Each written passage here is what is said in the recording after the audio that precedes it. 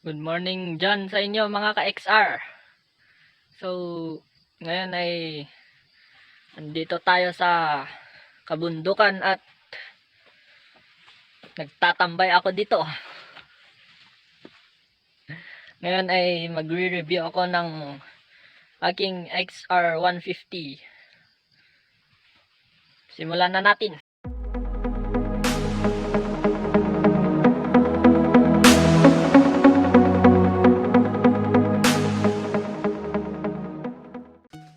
So, simulan natin sa harap. Nagpalit ako ng front fender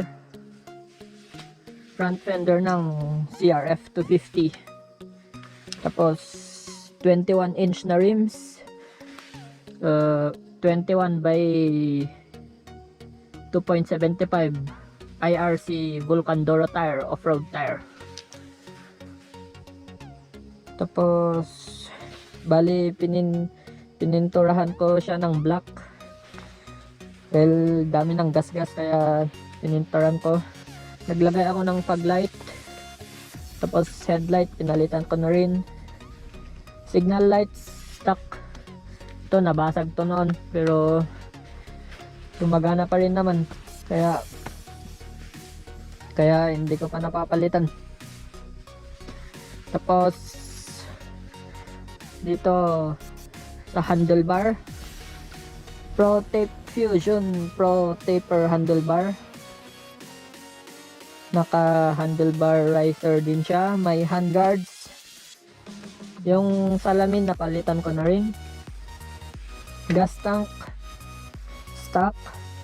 Tapos naglagay ako ng T4 na skid plate o engine guard.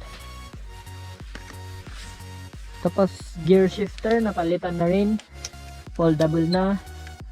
Tinanggal ko yung sprocket, side sprocket cover, pati dito tinanggal ko yung chain cover.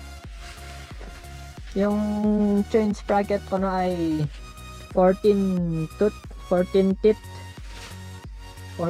sa harap, tapos 51 teeth sa likod. Yung upuan pinatabos ko na. Sa likuran stock pa rin yung fender tsaka tail light. Bali tinanggal ko lang yung plate light nya, yung ilaw na puti, tapos tinabasan ko.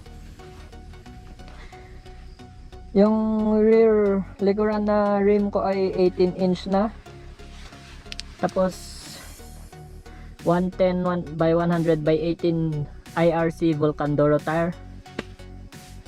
Tapos sa pipe ko naglagay ako ng Pro Pipe T4, aluminum siya, aluminum.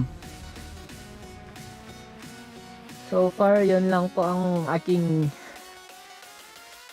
modification sa aking motor, tsaka yung decals nya. Ang motor ko ngayon ay nasa 7,195